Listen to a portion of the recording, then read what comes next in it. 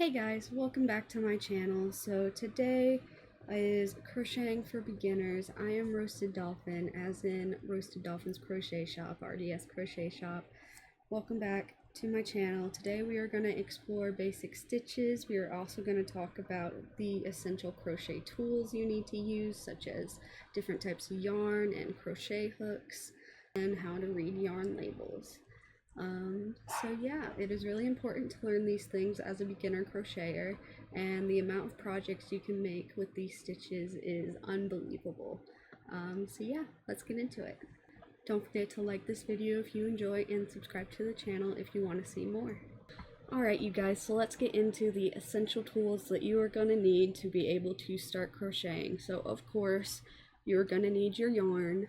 And of course you're going to need your crochet hooks. This is an ergonomic hook. We will go more in depth about these specific tools in a second.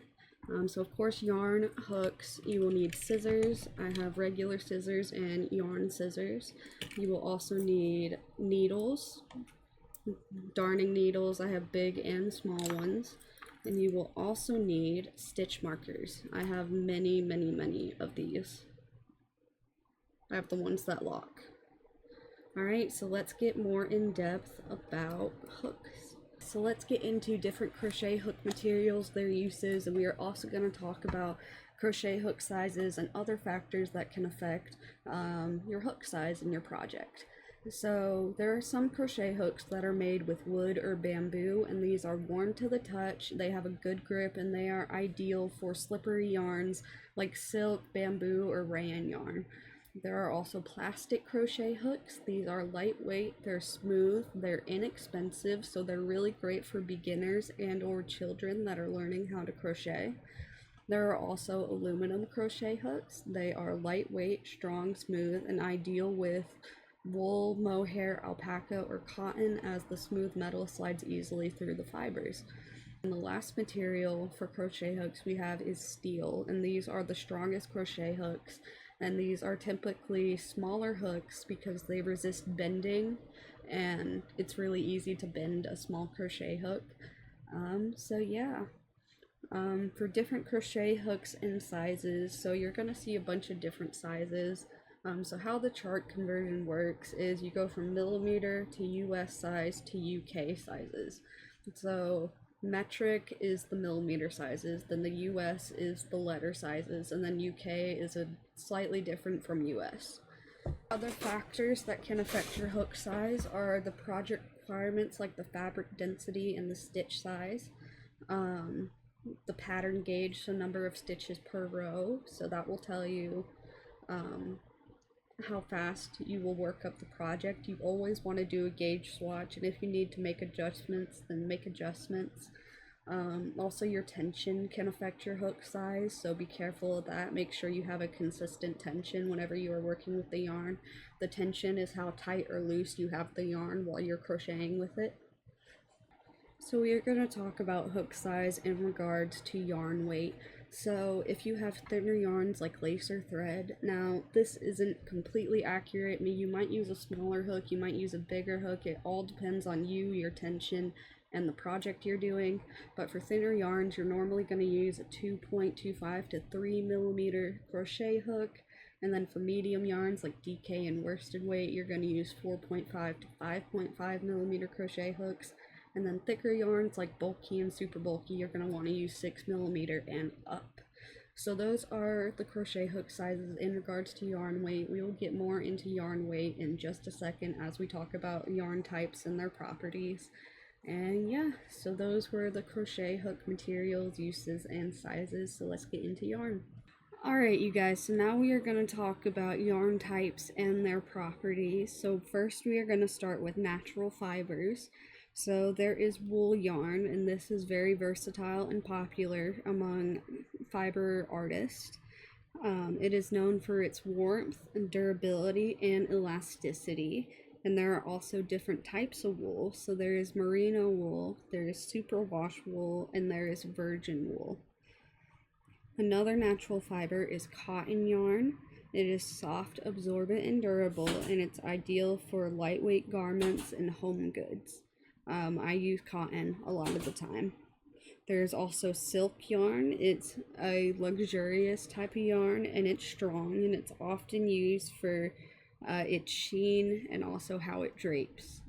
Um, I like to mix my silk yarn with other types of yarn, so I double it up. But yeah, there's also linen yarn. So this is a strong and durable yarn that becomes softer with use and it's ideal for home textiles.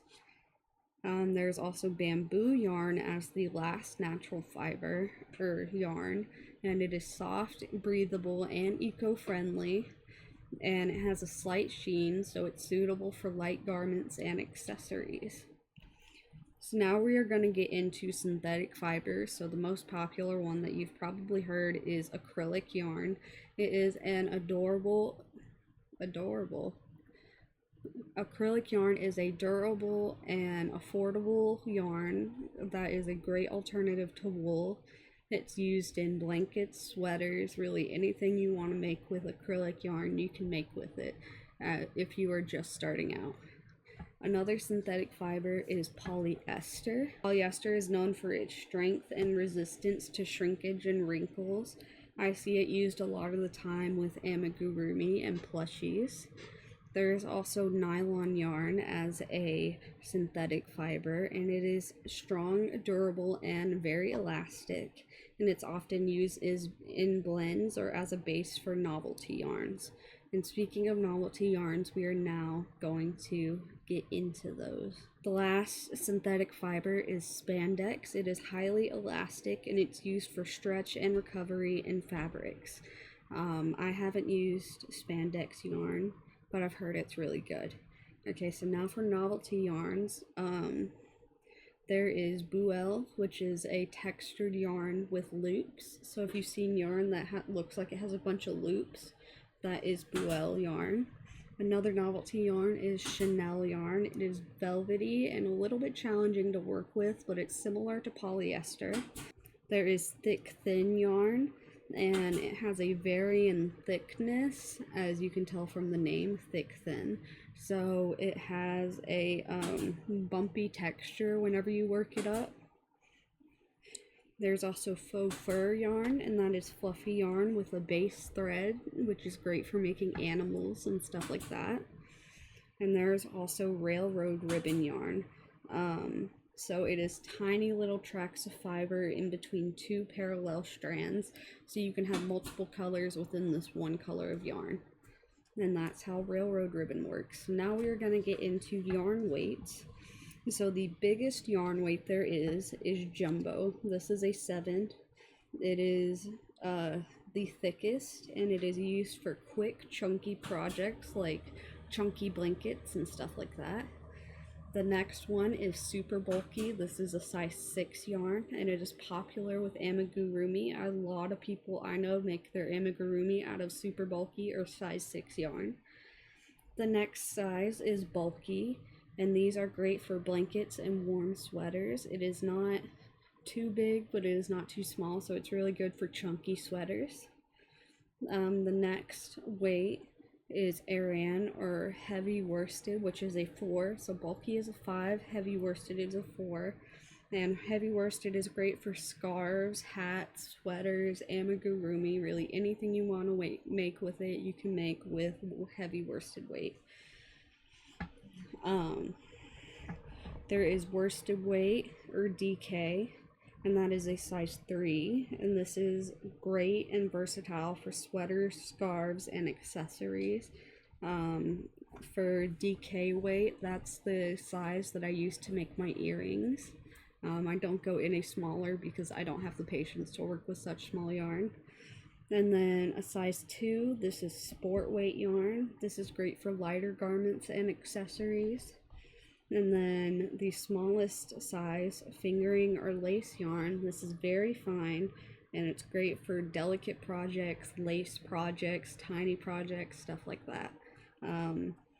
So DK is my size for earrings, but people normally use sport or fingering weight for earrings.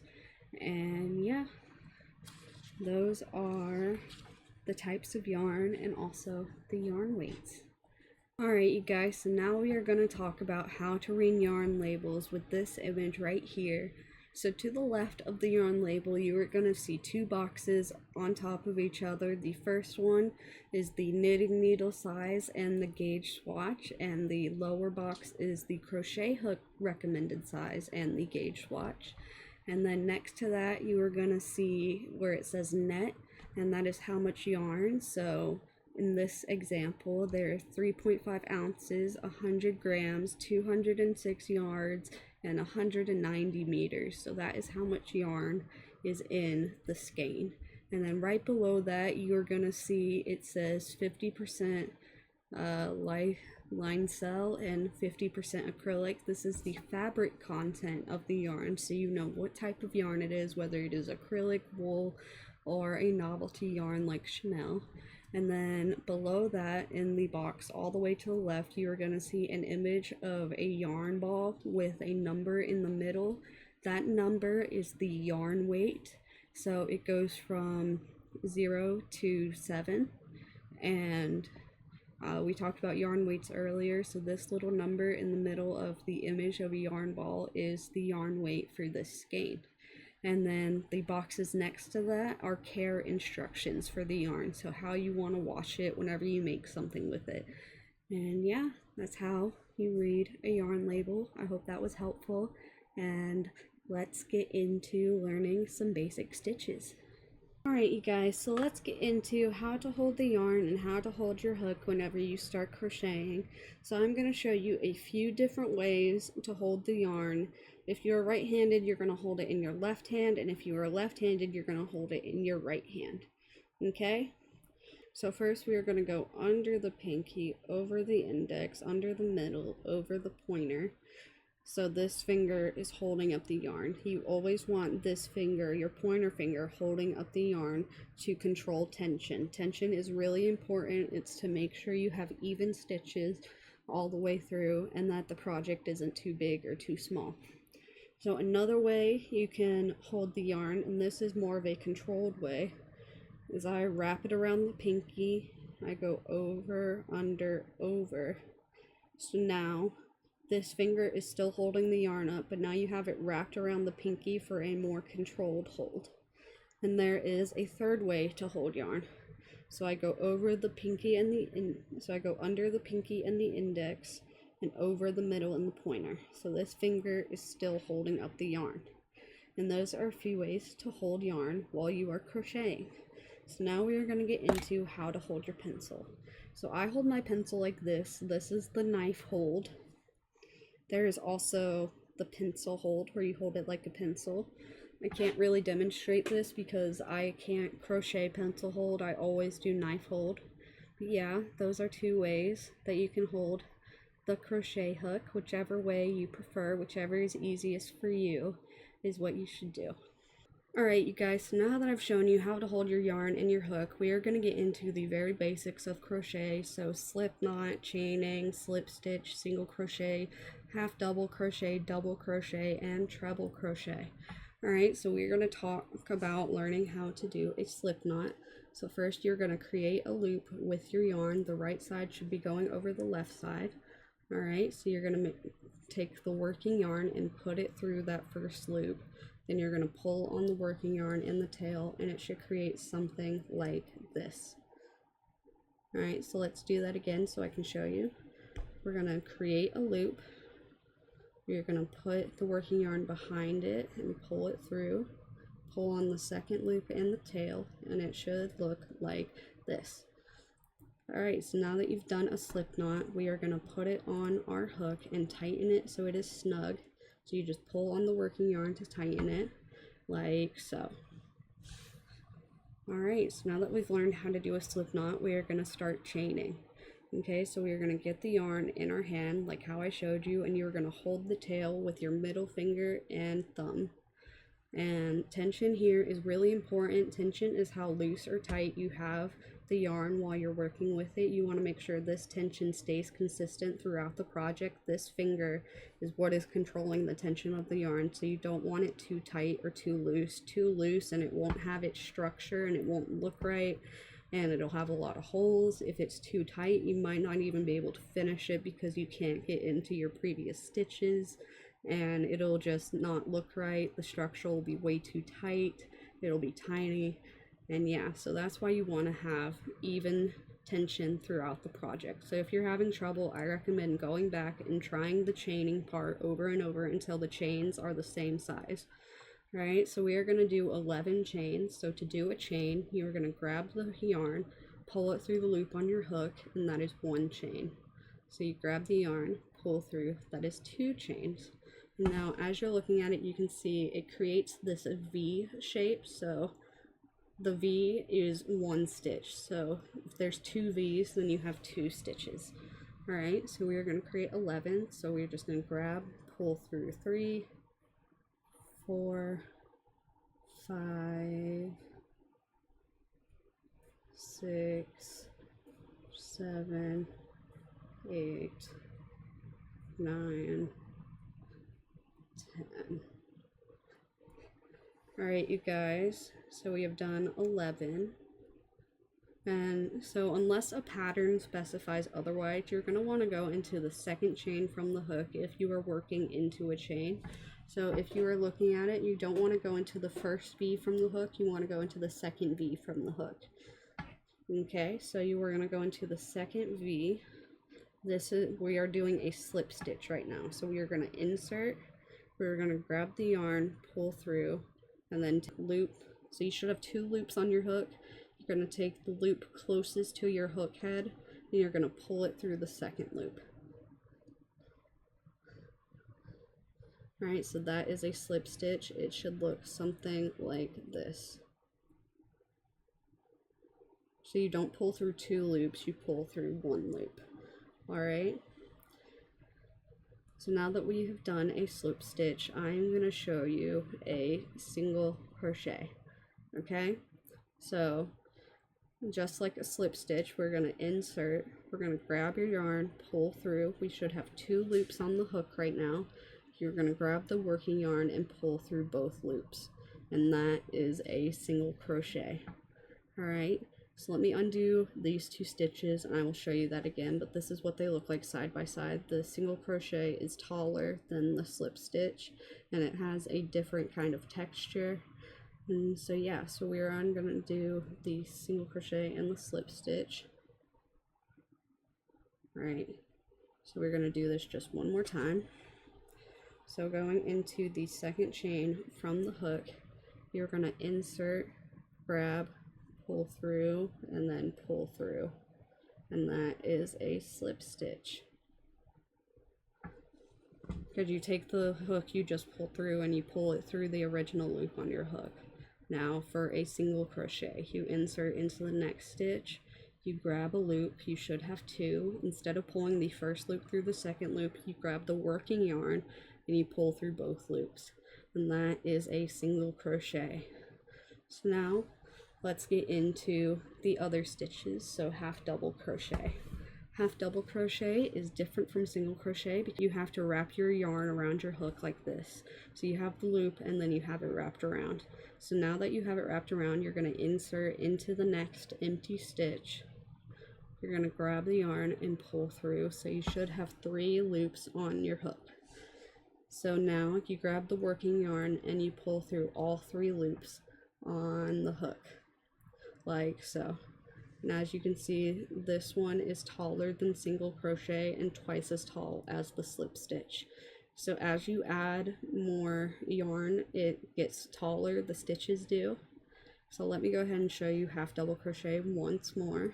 So we're going to take it out. Now to do a half double, you're going to hold the project in your middle and pointer, in your middle finger and your thumb. You're going to wrap around the hook. You're going to insert into the next empty stitch. Grab the yarn, pull through. You should have 3. Grab the yarn, pull through, and that is a half double crochet. So we have done a slip stitch, a single crochet, and a half double crochet. This is what your chain should look like right now. You guys, now we are going to learn the double crochet. So just like the half double crochet, you're going to wrap the yarn around your hook like so. So you have the loop and then the wrap around. and then you're going to insert into the next empty stitch. So you're going to insert into the chain, grab a loop, pull through. You should have 3 loops on your hook. Now this is where we differ from the half double. So you grab the yarn and you pull through the first 2 loops. Now you should have 2 loops on your hook, like so. So now you grab the yarn again and pull through the 2 loops on your hook, and that is how you do a double crochet. And this is what it looks like. You can see it creates kind of a different texture than the other 3, and it is also taller than the other 3. So taller than the half double, twice as tall as the single, and 3 times as tall as the slip stitch. So this is what your chain should look like right now. All right, so let's do that again so you can see it one more time. So we are going to take it out. Okay, now we're going to get the yarn in our hand again. We're going to wrap around, insert into the next empty stitch, grab the yarn, pull through. You should have 3. Pull through the first 2. You should have 2 loops on your hook, and pull through the last 2. You should have just 1 loop on your hook. And that is how you do a double crochet. This is what it looks like. Okay, so now we're going to do the treble crochet. So this is different than all the other stitches. So you're going to wrap it around just like the last 2, but then you're going to wrap it around a second time. So you have the loop, wrap around once, wrap around twice. So now that you've wrapped it around twice, you're going to insert into the next empty stitch, and you're going to pull a loop through. So now you should have 4 loops on your hook. So you're going to pull through the first 2. You should have 3. You're going to pull through the next 2. You should have 2. And you're going to pull through the last 2, and you should have 1. That is a treble crochet. As you can see, it creates a different texture. It has space in between it and the last stitch, and it is also taller than all the other stitches. So this is like the tallest basic stitch you can do. So in order: slip stitch, single crochet, half double, double, and then treble. And they all have a different height. The height gets taller as you add more yarn.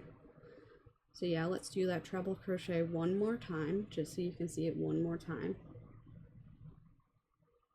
So you're gonna get the yarn in our hand. We're gonna wrap around once, wrap around twice, insert into the next stitch, grab a loop, pull through. You should have 4. Grab a loop, pull through 2. And you should have 3. Grab a loop, pull through 2. You should have 2. Grab a loop, pull through 2. You should have 1, and that is a treble crochet. So this is what your chain should look like. And yeah, so we're just going to review all the stitches we did. So treble, double, half double, single, slip stitch. So we are just going to do them all again, but backwards. Okay. Alright, you guys, so now we are going backwards from how we learned them. So we are going to do another treble crochet. We're going to wrap around once, wrap around twice, insert into the next empty stitch, pull a loop through. You should have 4. You're going to pull through the first 2, pull through the next 2, and then pull through the last 2, and that is a treble crochet. So as you can see, we have 2, and you can see the texture. There's a little bit of space in between each one. Alright, so now we're going to do a double crochet again. So we're going to wrap around, insert into the next empty stitch, grab a loop through. You should have 3 on your hook. You're going to pull through the first 2. You should have 2. Pull through the second 2, and you should have 1. That is another double crochet. So as you can see, it is shorter than the treble crochets. Alright, so now we are going to do a half double crochet again. So you wrap around, insert, pull up a loop. You should have 3. You're going to pull through all 3, and that is a half double crochet. Alright, so now we're going to do a single crochet again. So we're going to insert, grab a loop, pull through, and then grab the yarn and pull through both, and that is a single crochet.